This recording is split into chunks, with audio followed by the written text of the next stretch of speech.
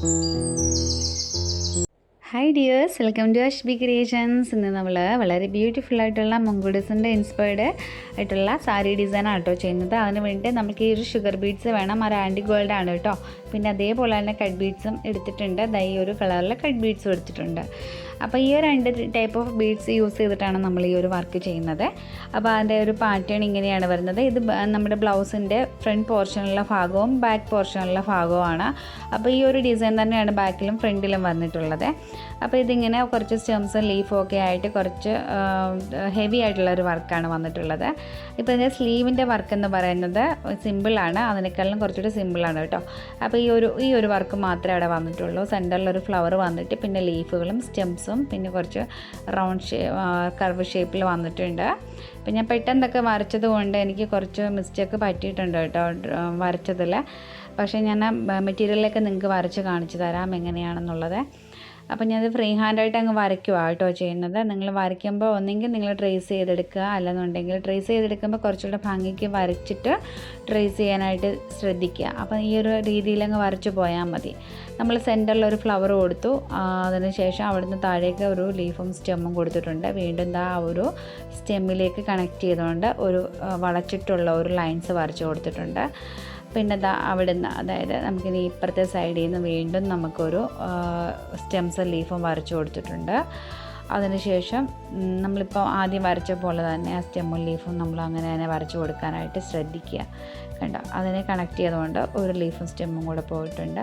പിന്നെ വീണ്ടും അതിനെ ചുറ്റിക്കൊണ്ട് ഒരു റൗണ്ട്. അതിപ്പോൾ 2 റൗണ്ടായിട്ട് ഞാൻ വരയ്ക്കേണ്ട ഒരു ഉദ്ദേശം എന്ന് വെച്ച് കഴിഞ്ഞാൽ അവിടെ 2 ബീഡ്സുകളും നമ്മൾ വർക്ക് ചെയ്ത് കൊടുക്കുന്നുണ്ട്. അതുകൊണ്ടാണ് ഞാൻ അങ്ങനെ ചെയ്ത് വരച്ച് കൊടുത്തിട്ടുള്ളത് കേട്ടോ. കണ്ടോ, ഇനിയിപ്പോൾ അടുത്ത സ്റ്റെം വരയ്ക്കുമ്പോൾ അടുത്ത സ്റ്റെമ്മിൽ നിന്നും കണക്ട് ചെയ്തുകൊണ്ട് നമ്മൾ ലീഫും സ്റ്റെമ്മും വരച്ചു. പിന്നെ അതേപോലെ ഒരു വളച്ചിട്ടുള്ള ആ ഒരു ലൈനും വരച്ചു കൊടുത്തു. അപ്പം ഭയങ്കര സിമ്പിളായിട്ട് തന്നെ നമുക്ക് ഡയറക്റ്റായിട്ട് നമുക്ക് ഫ്രീ ഹാൻഡായിട്ട് തന്നെ നമുക്ക് വരച്ചു കൊടുക്കാൻ പറ്റും. അപ്പം നിങ്ങൾ ജസ്റ്റ് ട്രൈ ചെയ്ത് നോക്കുക കേട്ടോ. ഇതാ കണ്ടോ, ഇതേപോലെ ഞാനിപ്പം ഒരു ലൈൻ്റെ ആവശ്യമേ ഉള്ളൂ. ഞാൻ നിങ്ങൾക്കൊന്ന് ജസ്റ്റ് മനസ്സിലാക്കാൻ വേണ്ടിയാണ് ഞാനിപ്പോൾ അവിടെ 2 ടൈംസ് വരച്ചിരിക്കുന്നത്. പിന്നെ അതിന് ആ കർവിൻ്റെ മുകളിലേക്ക് ഒരു 3 ലൈൻസും കൂടെ ഞാൻ വരച്ച് കൊടുത്തിട്ടുണ്ട്. അപ്പോൾ ഇത്രയേ ഉള്ളൂ നമ്മുടെ ഡിസൈന്. ഭയങ്കര സിമ്പിളായിട്ട് നമുക്ക് വരച്ചെടുക്കാം. നീറ്റായിട്ട് വരച്ചിട്ട് ട്രേസ് ചെയ്തെടുക്കുന്നതായിരിക്കും നല്ലത്. അല്ലെന്നുണ്ടെങ്കിൽ ഇങ്ങനെ ഫ്രീ ഹാൻഡായിട്ട് തന്നെ കറക്റ്റായിട്ട് മെഷർ ചെയ്തിട്ട് വരച്ചെടുക്കുക. മനസ്സിലായോ?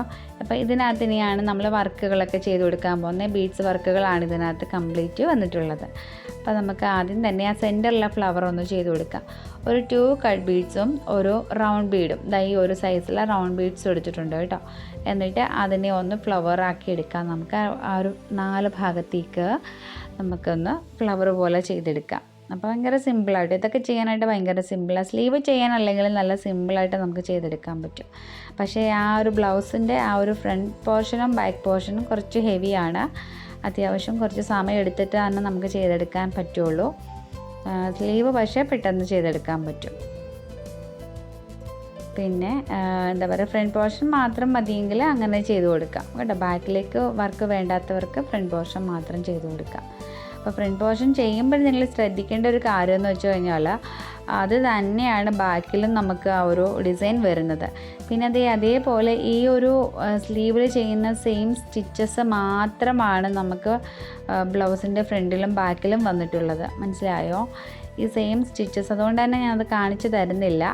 സെയിം സ്റ്റിച്ചസ് ഇതിനകത്ത് എന്തൊക്കെ നമ്മൾ സ്റ്റിച്ച് വന്നിട്ടുണ്ടോ അത് തന്നെ നമുക്ക് ഫ്രണ്ട് പോർഷനിലും ബാക്ക് പോർഷനിലും ചെയ്ത് കൊടുക്കാം. ഇപ്പോൾ നമ്മളിവിടെ ഒരു ലീഫ് വരച്ചു. ഞാൻ ഇപ്പുറത്തെ സൈഡിലേക്ക് 2 ലീഫ് വരയ്ക്കാൻ വിട്ടുപോയിരുന്നേ. അപ്പോൾ നമുക്ക് ആ ഫ്ലവറിന് ചുറ്റും ഒരു 3 ലീഫ് വരത്തക്ക വിധത്തിൽ നമ്മൾ ചെയ്ത് കൊടുക്കുന്നുണ്ട്. ഇപ്പം ഞാനത് ചെയ്ത് കൊടുത്തിട്ടുണ്ട്. ഇനിയിപ്പോൾ ഞാൻ എന്തോ ചെയ്യണമെന്ന് നോക്കുകയാണ്. ഇനി നമ്മൾ സ്റ്റെമ്മാണ് ചെയ്ത് കൊടുക്കുന്നത്.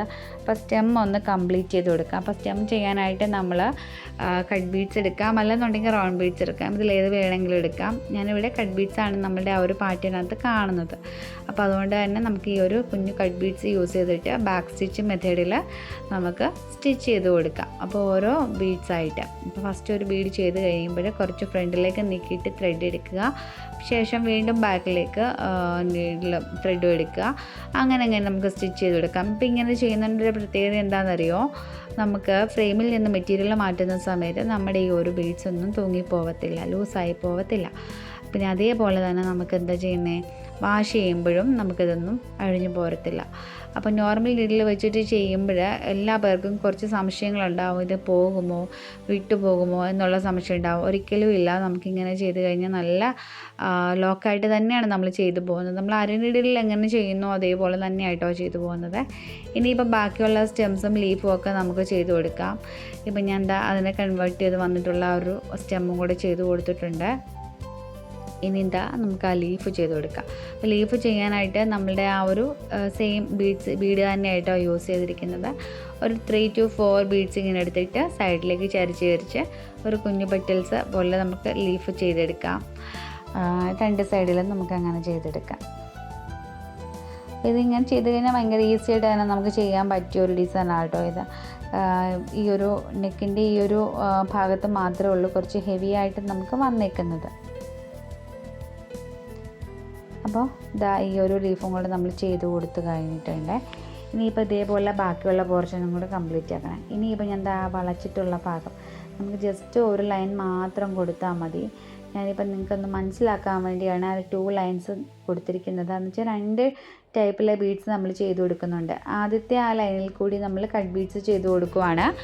അതിനുശേഷം അതിനോട് ചേർന്ന് തന്നെ നമ്മൾ ഷുഗർ ബീഡ്സും ചെയ്ത് കൊടുക്കുന്നുണ്ട്. അപ്പോൾ അതുകൊണ്ടാണ് ഞാൻ ആ 2 ലൈൻ പേപ്പറിലാണെങ്കിലും വരച്ച് കാണിച്ചു തന്നത്. ഇത് കണ്ടോ, ഇതേപോലെ ചെയ്ത് കൊടുത്തിരിക്കുകയാണ്. ഇനി അതിനോട് ചേർന്ന് തന്നെ നമ്മൾ വീണ്ടും നമ്മളുടെ ഒരു ഷുഗർ ബീഡ്സ് അതേ ഷേപ്പിൽ തന്നെ അതിനോട് ചേർന്ന് തന്നെ അങ്ങ് ചെയ്തെടുക്കുക കേട്ടോ ചെയ്യുന്നത്. വളരെ എളുപ്പത്തിൽ നമുക്ക് ചെയ്തെടുക്കാൻ പറ്റും. പിന്നെ ആരി നീഡിൽ അറിയാവുന്നവർ ആരി നീഡിൽ തന്നെ ചെയ്യാനായിട്ട് ശ്രദ്ധിക്കുക. നോർമൽ നീഡിലുകാർക്ക് ചിലപ്പോൾ ആരി നീഡിൽ അറിയണം എന്നില്ല. അപ്പോൾ അതുകൊണ്ടാണ് കേട്ടോ ഈ ഒരു നീഡിലിൽ കാണിച്ചു തരുന്നത്. അപ്പോൾ അതാ ഇങ്ങനെ ഇതേപോലെ ഓരോ ബീഡ്സായിട്ടും നമുക്കങ്ങ് ചെയ്ത് കൊടുക്കാവേ. അപ്പോൾ അത് ഭയങ്കര സിമ്പിളാട്ടോ ചെയ്തെടുക്കാനായിട്ട്. ഇങ്ങനെ കണ്ടോ, നമ്മൾ ഓരോ ലൈനും കൂടി ചെയ്ത് കൊടുത്തു. അപ്പോൾ കണ്ടോ, ഇനി ഇതേപോലെ തന്നെ ബാക്കിയുള്ള പോർഷനും നമ്മൾ ചെയ്ത് കൊടുക്കണം. ഇനി എന്താ കണ്ടോ, ഇനി ആ ഒരു നമ്മളിപ്പോൾ വളച്ച് ചെയ്തിട്ടുള്ള ആ ഒരു ഭാഗത്ത് ഒരു 2 കട്ട് ബീഡ്സും ഒരു ഷുഗർ ബീഡ്സും നമ്മൾ ആദ്യം ചെയ്ത ഫ്ലവർ ഉണ്ടല്ലോ അതേപോലെ നമുക്ക് ചെയ്ത് കൊടുക്കാം. ആദ്യം നമ്മളൊരു കുഞ്ഞു ഫ്ലവർ ചെയ്തല്ലോ, അത് തന്നെ സെയിം സ്റ്റിച്ച് തന്നെ 2 കട്ട് ബീഡ്സും ഒരു റൗണ്ട് ബീഡും ഇതേപോലെ വി ഷേപ്പിൽ ചെയ്തെടുക്കുക. സെൻറ്ററിൽ നിന്ന് വീണ്ടും ഒരു 2 കട്ട് ബീഡ്സും ഒരു റൗണ്ട് ബീഡും കൂടി എടുത്തിട്ട് ഒരു ഫ്ലവർ എന്താ പറയുക, ഒരു ലീഫോ ഫ്ലവറോ എന്തായിട്ട് അതിലെടുക്കാം നമുക്ക്. അതിനുശേഷം ബാക്കിയുള്ള പോർഷനൂടെ ഇതേ കണ്ടോ, ഞാൻ ഉദ്ദേശിച്ചത് ഈ ഒരു ഭാഗം ഉണ്ടല്ലോ, ഈ ഒരു ഭാഗമാണ് നമ്മളിപ്പോൾ ചെയ്ത് കൊടുത്തിരിക്കുന്നത്. ഉണ്ട് ഈ ഒരു ഫ്രണ്ട് പോർഷനാണ് നമ്മൾ പേപ്പറിൽ വരച്ചിരിക്കുന്നത്.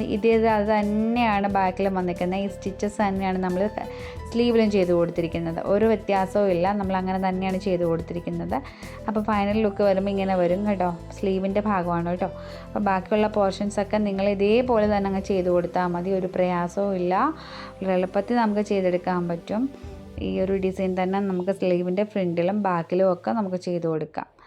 അപ്പോൾ ഇതേപോലെയാണ് ഫൈനൽ ലുക്ക് വരുന്നത് കേട്ടോ. നമുക്ക് ചെയ്ത് കഴിയുമ്പോൾ ഇങ്ങനെയായിരിക്കും വരുന്നത്. അപ്പോൾ ഇന്നത്തെ വീഡിയോ എല്ലാവർക്കും യൂസ്ഫുൾ ആയെന്നും ഇഷ്ടമായെന്നും ഞാൻ കരുതുന്നു. അപ്പോൾ നമുക്ക് വീണ്ടും നല്ലൊരു വീഡിയോ ആയിട്ട് കാണാം. താങ്ക്